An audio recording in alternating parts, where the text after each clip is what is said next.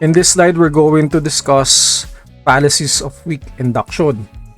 Now, before we proceed to the different types of such fallacy, we need to discuss first the meaning of induction.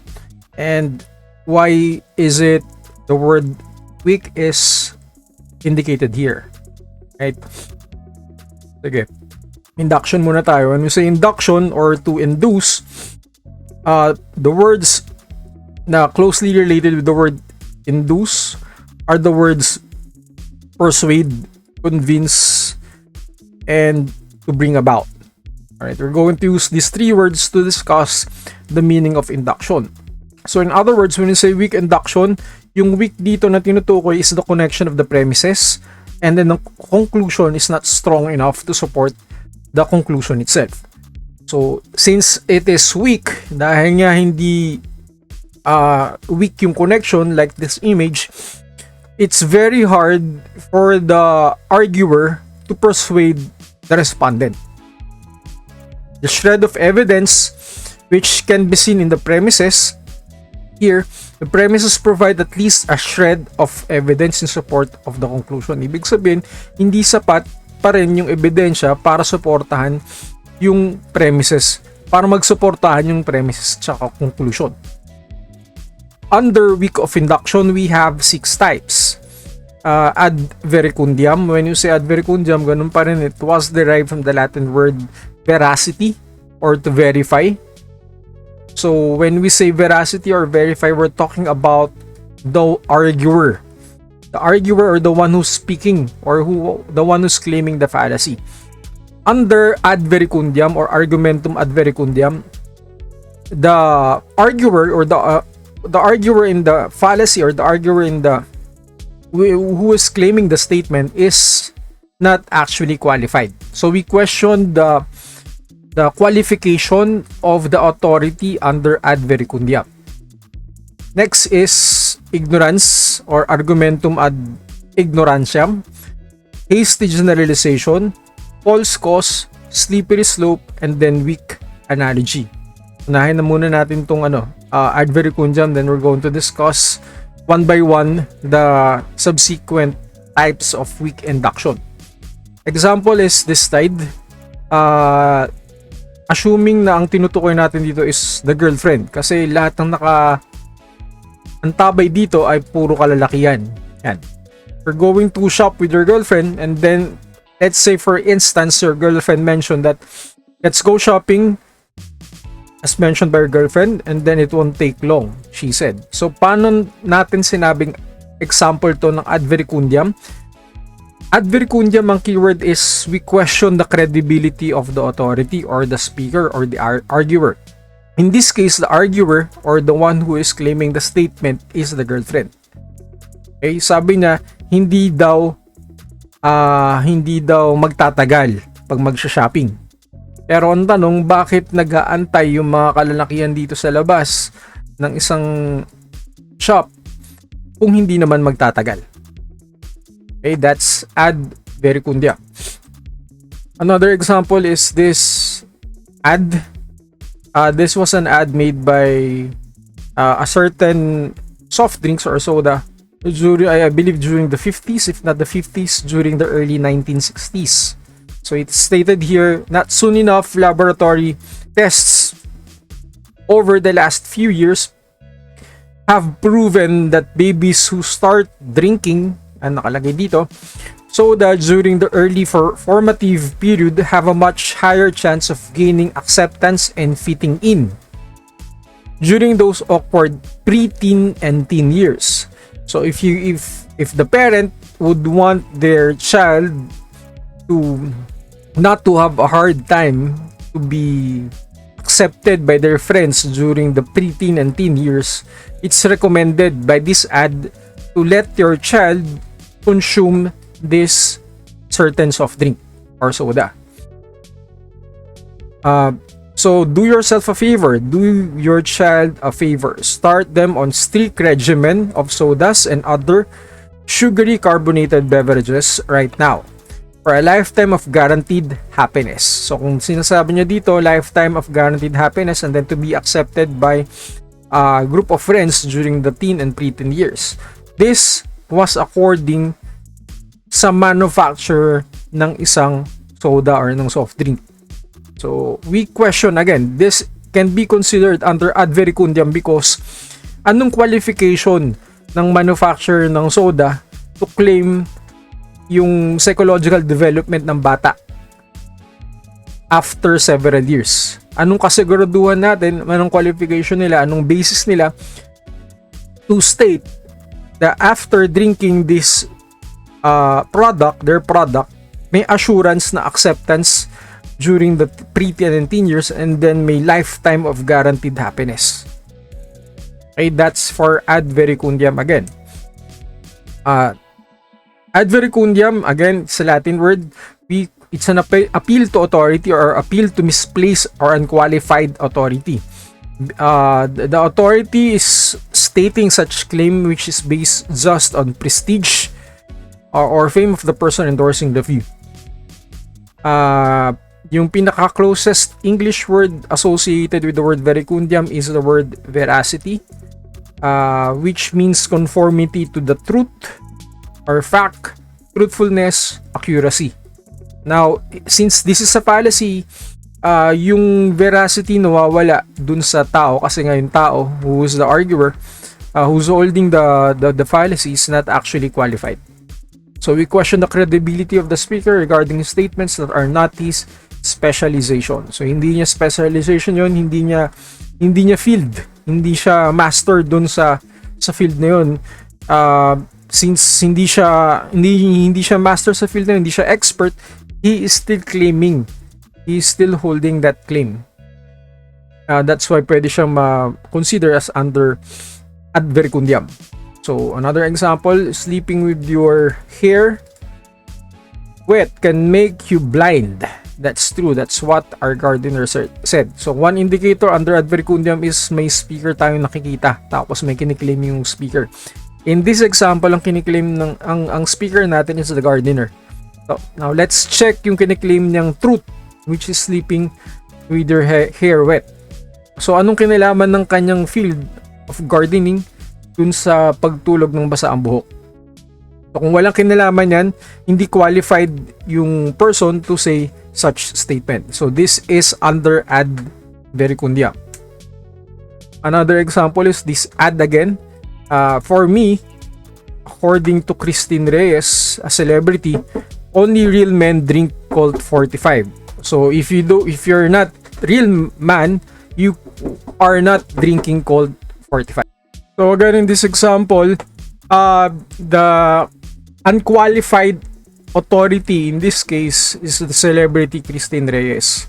So anong qualification ni Christine Reyes to state that only real men drink cold 45? Next fallacy is ad ignorantiam. Again, this is still under weak induction. For ad ignorantiam, ang indicator natin here or ang keyword na kailangan natin tingnan dito is yung ebidensya na hindi pa nakikita. Okay, when I say yung ebidensya na hindi pa nakikita, it doesn't necessarily mean that even though that an evidence is not yet found, it doesn't say na yung kiniklaim na yun is actually not true. Kasi nga, walang ebidensya. Ibig ba sabihin nun kung walang ebidensya, hindi na totoo yun? So, as mentioned here, on the basis that it has not been proven false, okay? Hanggat hindi pa siya napapatunayang mali. Kasi nga, walang ebidensya. In so far that it has not been proven false, it will remain true.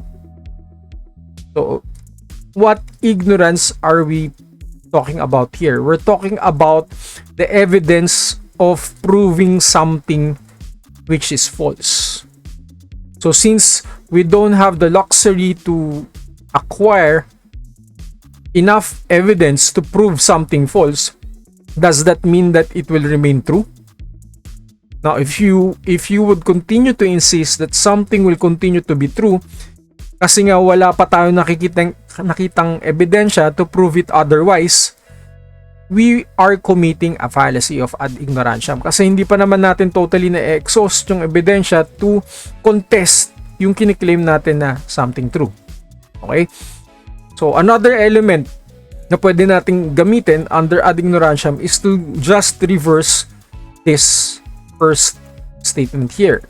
So, kung wala pa tayong nakikitang ebidensya na nagpapatunay na ang isang bagay ay totoo, again, totoo or tunay, ibig sabihin, ang isang bagay ay mananatiling mali. Something will remain false. Ang isang bagay ay mananatiling hindi totoo insofar na wala tayong nakikitang ebidensya na nagpapatunay na nagpapatunay na maaaring totoo yun. Okay? So, appeal to ignorance premises, no one has proven X is true. So, in other words, kung wala pa nagpapatunay na X is true, it will remain false. Okay, example tayo. No one has ever disproved a flying spaghetti monster. Therefore, they must be real. So, wala pang ebidensya na nagpapatunay na may flying spaghetti monster. Wala pang ebidensya na nagbibigay na walang non-existent or to disprove non-existent ng flying spaghetti monster. Therefore, kung walang ebidensya na magdi-disprove dun sa existence ng flying spaghetti monster, the flying spaghetti monster will remain to be real. The problem with the fallacy of ad ignorantiam is this one: a lack of evidence is not an evidence at all. So kung wala kang ebidensya na magpapatunay na hindi totoo ang spaghetti monster, hindi siya ebidensya. Kasi nga wala kang ebidensya eh. Magiging ebidensya lang yan kung meron kang ebidensya na mapapakita. Next, since there is no proof against them, walang ebidensya na nagpapatunay na no proof against them, no, nagpapatunay na may multo. Anong conclusion natin? Ibig sabihin, ang conclusion natin will remain to be otherwise. No proof against them. Walang ebidensya na nagpapatunay na may multo. Okay, walang ebidensya na nagpapatunay na may multo. So, ibig sabihin, walang multo. Under ad ignorantiam, in which it is claimed that a premise is true only because it has not been proved false, or that a premise is false only because it has not been proved. Insofar na walang ebidensya kung mabibigay sa inyo to prove that ghosts exist, ghosts would continue to be non-existent. Okay, that's under ad ignorantiam. Na kung magpapatunay na may ebidensya na, dun lang magkakamali yung claim ko. So, I haven't been married yet. Hindi pa ako napapakasal. Does that mean that I am still a virgin? So, if you cannot prove otherwise, if you cannot provide any evidence to prove otherwise my initial claim, meaning to say, I can easily claim that I'm still a virgin. Kasi wala ka namang ebidensya na nagpapatunay na hindi na ako virgin. So, I can easily claim that I'm still a virgin. The only evidence that I can prove to you is, that I can give to you is, I haven't been married yet. Ad ignorantiam, appeal to ignorance. When we lack evidence for or against a claim, it is best to suspend judgment and to admit that we don't know. Otherwise, if you will not suspend judgment and then you will admit that you know, you're committing the fallacy. Okay, if you can prove me wrong, then I must be right. That's another example for ad ignorantiam. Kasi nga, wala kang mabigay na ebidensya to prove that your opponent is wrong. So your opponent will remain to be right. Gloria Arroyo was pronounced innocent because the court was not able to find sufficient evidence to prove her guilty. Therefore, she is not guilty. You can say for 7 seconds while holding your nose. Prove me wrong. Now, if you cannot prove me wrong, ibig sabihin, I am correct. That depressing moment when you realize time travel won't be invented because we would have visited ourselves by now. So, ibig sabihin, time travel will continue to be impossible insofar na wala pang ebidensya na nagpapatunay na possible siya. Another example, nobody has proven that God doesn't exist, therefore God exists. Next example, nobody has proven that God exists, therefore God doesn't exist. So in these examples, wala pang nagpapatunay na na walang Diyos. So ibig sabihin, may Diyos. Wala pang nagpapatunay na may Diyos. So ibig sabihin, walang Diyos. So ang importante dito is the availability of evidence. Now, if you cannot provide convincing evidence, the arguer can easily claim that he is correct. Nobody has proven that I am not a virgin, therefore I am a virgin. Specific case to general rule.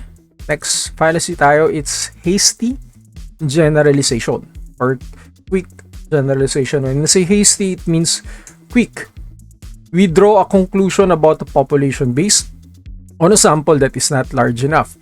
Under this fallacy, ang keyword natin is a portion of the population. Okay, kuha tayo ng portion ng population and then gagamitin natin to be applied for the totality of the population.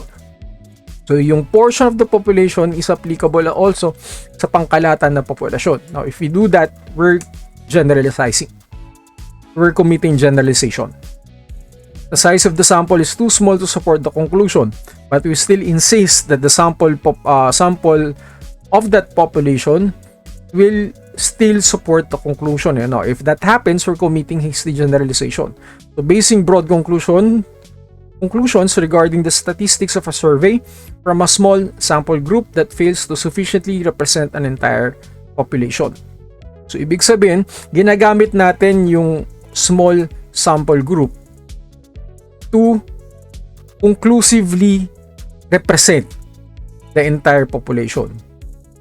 Okay? Bigyan natin ng example para mas malinaw. Now, in this case,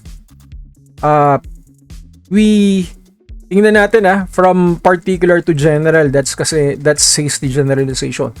So, may movement of argument from particular to the general. So, kung ano daw makikita mo dito sa specific portion, kasi particular siya kasi it's a portion of the total population.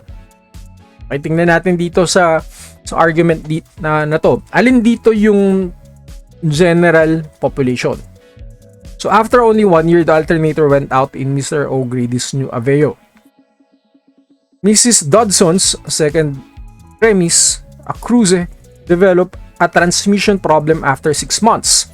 The obvious, ito yung cruise. Tapos yung next is the obvious conclusion is that cars made by General Motors or yung Chevrolet are just a pile of junk these days.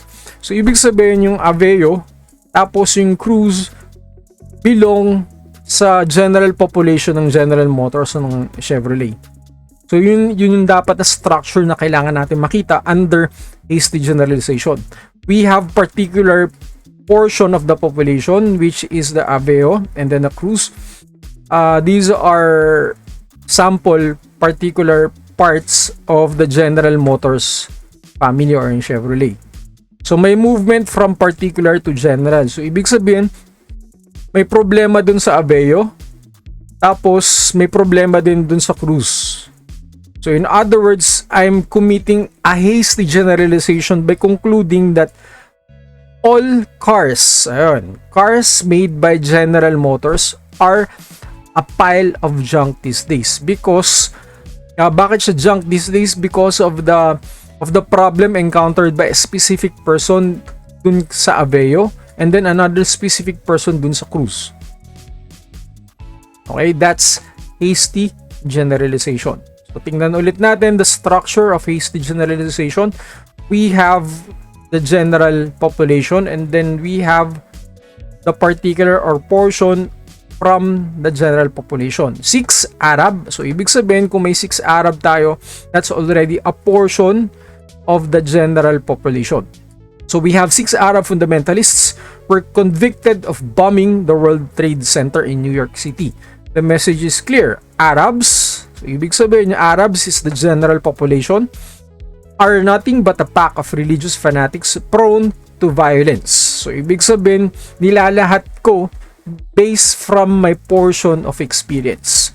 Nilalahat ko na lahat ng Arabo ay mahilig sa violets. Alright, that's hasty generalization. So, same structure pa rin na makikita natin under hasty generalization. So, tingnan natin to, post hoc ergo propter hoc. Ang ibig sabihin niyan, after this, therefore, because of this. This is the next fallacy, which pertains to the false cause fallacy. Now, under false cause fallacy, itong ibig sabihin niyan. Post hoc ergo propter hoc. That's a Latin word which means after this cause, therefore, an effect will happen. Yun ang ibig sabihin niyan. The rooster crowed, the sun came up. Asan ang cause? Ito yung cause. Ito yung effect. So, paano siya magiging fallacy? Therefore, the rooster, which is the cause, made the sun came up. anong ebidensya natin na nagpapatunay na the cause actually made the effect? Alright, that's under false cause fallacy. I took a pill, I got better. So we have the cause here, and then the effect is getting better. Therefore, the pill made me better. Another example. So this is the structure of the false cause fallacy. Cause, we have two causes here. People are exposed to germs and people don't dress properly for the weather. And then we have the effect. So, alin dito yung tunay na cause? Ang tunay na cause wherein people are actually getting sick is this one. It's scientifically based. Pero if we just assume because of a certain experience that the reason why people are getting sick is because of this cause, we're committing the false cause fallacy. People don't dress properly for the weather, therefore they get sick. Next effect is presuming the wrong cause, so disregarding the possible real cause. So under cause, false cause, dinidisregard niya yung actual cause for the getting sick. Ang kinoconsider niya yung wrong cause. Pwede dito yung mga pamahiin. Everybody who went to the moon has eaten chicken. So in other words, chicken makes you go to the moon. Asan yung cause? Eating chicken. Ang effect is going to the moon. Just because succeeding events occur one after the other in a sequence does not mean that they are usually related. Another example, the ad of Axe. Axe is a unique all-over body spray that combines a seductive fragrance with effective deodorant protection to keep you smelling great all day or all night. Spray it all over, including your chest, neck, under arms, all the hot spots, and makukuha mo tong mga babae. So, ganito yung commercial ng Axe. You're going to use Axe. Yan yung cause. Ang effect niyan, magkakaroon ka ng maraming chicks. So, ganun ba ang tunay na effect if you're going to use the actual cause? If you consider that, kung naniwala ka sa Axe commercial, ibig sabihin you're committing the false cause fallacy. Another example, I ate a loaf of bread and got a cold a few days later. I must have gotten sick from the bread I ate. So, ang effect ko is I got a cold and then ang cause is eating the bread. This is a false cause fallacy. Every time that I forget my umbrella, it rains. Therefore, it caused the rain by leaving my umbrella at home. And I can guarantee a nice day by bringing my umbrella. So, ang effect is raining. Tuwing nakakalimutan daw magdala ng payong, parating umuulan. So, same thing dun sa magpapacar wash. Tuwing magpapacar wash ka, biglang umuulan. So, ibig sabihin, ang dahilan ng pag-ulan mo is the cause, which is the car wash. Kung ganun paniniwala mo, you're committing the fallacy of false cause. Suppose you get a 100% in logic quiz every time you take a bath. You may be tempted to conclude that one event, which is taking a bath, has some influence on the other event, getting 100% in the quiz. As a result, you may continue to take a bath with the thought that it is the one giving you a perfect score. So we have the effect, which is getting 100% in the quiz, and then the cause is taking a bath. So ibig sabihin, pag hindi ka na maka-perfect sa isang quiz, ang reason yan is hindi ka nakaligo. Now, if you believe in that kind of claim, ibig sabihin you're committing the fallacy of false cause. Next is slippery slope. Now, under slippery slope, we have this kind of illustration. So, sa illustration natin, meron tayong series of events that would lead to the final exaggerated disaster. Now, the example that I gave you last time about the pen, I'll try to separate the types of fallacies. For instance, the fallacy of relevance, and then this type of fallacy sa exam. So, ibig sabihin, ihiwalay ko yung mga options na yun sa fallacy of relevance. For instance, yung strawman fallacy with some obvious fallacy like the slippery slope, para maiwas tayo sa confusion. Pero the example that I gave you last time about the pen, losing your pen would lead to your death. That's a good example of slippery slope. Okay, now if we're going to consider the series, the interconnection of series, na malinaw dun. But if we're just going to use, if you lose your pen, you're going to die, that's an exaggeration, that's strawman. Without using the series. Okay, since ginamit natin yung series, interconnection of series of events, that becomes slippery slope.